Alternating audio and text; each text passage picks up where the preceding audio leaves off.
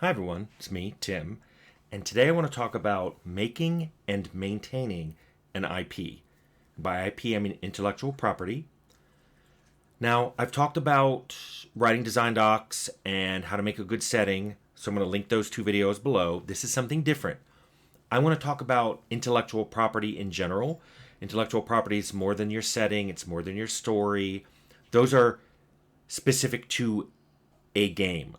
I'm talking about the intellectual property as a whole, the tone, the art style, the it's basically the distinct core essence of your idea. That's what I think of as an IP. So yes, it does include the setting, but it's not like Fallout setting is a post-nuclear world. Fallout the IP, Fallout the game was this part of Southern California. So that's the difference I'm thinking about.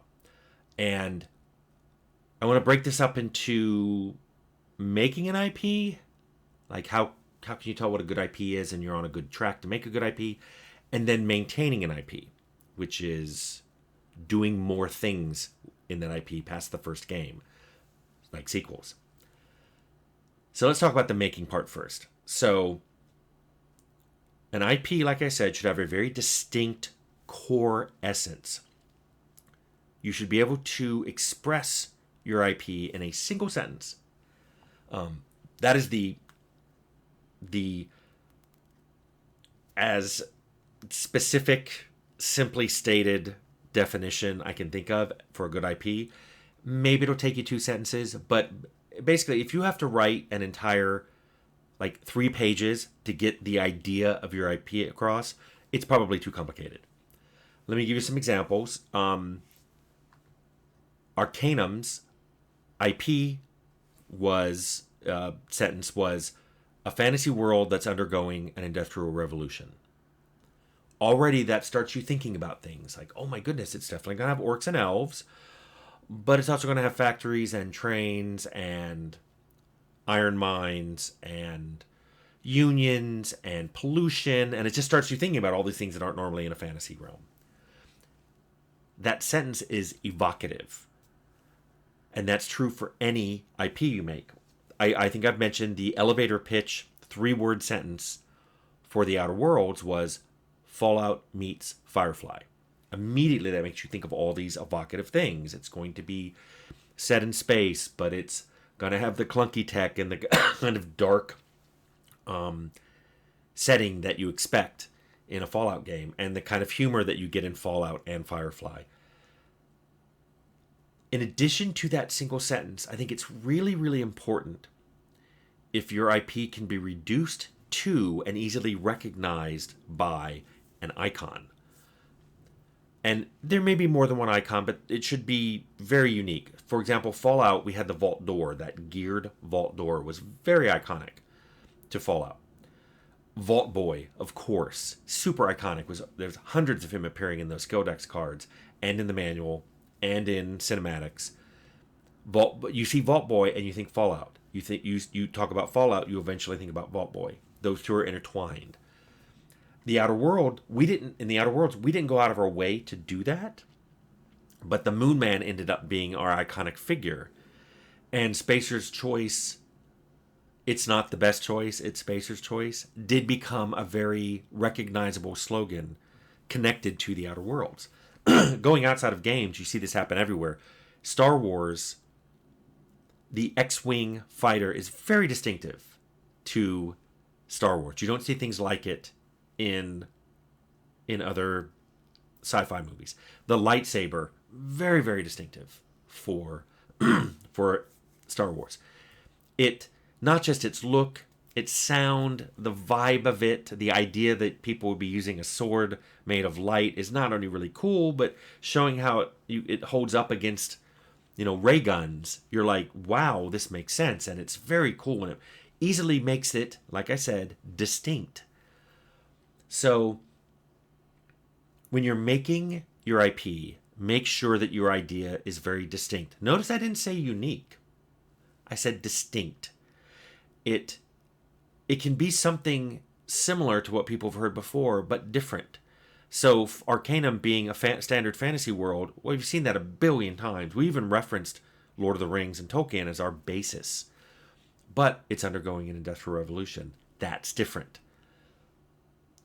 Now, once you've made an IP, you should be able to write down a lot of simple rules about it. About things that do and do not appear in your IP. And this should be true for all the games and not just the sequels, so that people understand this is what belongs in this world and this is what doesn't. And you should make those rules pretty firm. I've mentioned in the past that I don't like making sequels. I like to move on to new IPs and explore those. Part of the reason I feel this way is staying in an IP is really hard. It's a hard thing to do because you've already explored it. You already made a game or book or movie that explored that IP. If you have to keep doing it, one of two things tends to happen. You either find new areas within that IP to explore, or you dig down deeper into the area you did before and you have a tendency to overanalyze it. Both of these things that can happen in a sequel lead to the same problem, which is dilution of the IP. An IP gets diluted when it is now unclear what can and cannot appear in it, when the crux of the main one is either been overanalyzed or spread out into areas it shouldn't be, and it's just too much. You're getting either too much of a good thing, or the good thing has been spread out so much that it's no longer a good thing. And I can give examples. I've mentioned this about Fallout before, so I don't feel like I'm complaining about Fallout in a way I've never done before. But I feel like the Fallout IP is being diluted. I did it myself in Fallout 2. I was the one who added the ghost to the den. And I remember Chris Avalon telling me I shouldn't do that. At the time, I was like, no, I like this. I like putting supernatural in. But now that I've had years to think about it, Fallout doesn't need supernatural. And it shouldn't have it, because it pushes back the definition of the IP and makes it too broad. Suddenly, and by doing that, now the IP for Fallout is diluted.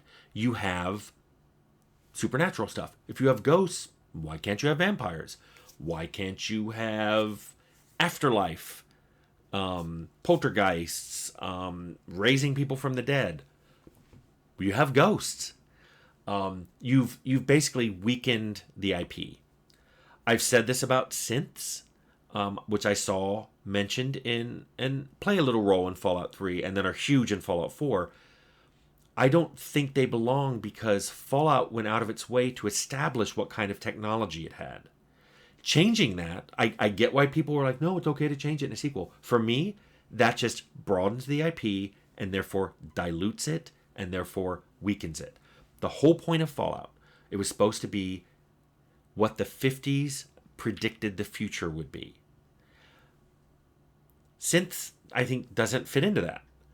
But more so when I play some of the later games in the series and I see 50s props everywhere, I'm like, well, this now feels like the war happened in the 50s, not this is what the 50s predicted the future would be, and here's all this cool tech and stuff. So again, the IP has been diluted.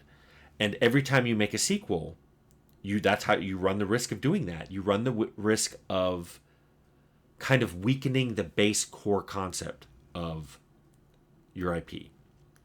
In fact, the whole summary of this video could be IPs need to be kept very simple and very distinct. Don't dilute it, which is exactly what most sequels and extensions of any kind, even DLCs, do this. They run the risk of diluting the IP and making it less strong. Like I said at the beginning, I highly recommend you watch my How to Write Design Docs and How to Create a Good Setting videos. But if you like what I was talking about here, what made me think of this was a really, really, really good video on a YouTube channel called Like Stories of Old. And I'll link it below. I think it was called The Marvelization of Cinema. But what I really loved about the video and the narrator was they deep dive into this dilution and weakening of IP and how that's happened in more recent cinema than it did in the past. And I think he does a way better job of explaining this than I do. So if you liked what I said here, I'll put the link in for this like Stories of Old video below, and you can watch it, because I think he does a way better job of describing what I'm talking about than I do. Anyway, I hope this helps you make a new IP and understand why I have never been too interested in doing sequels.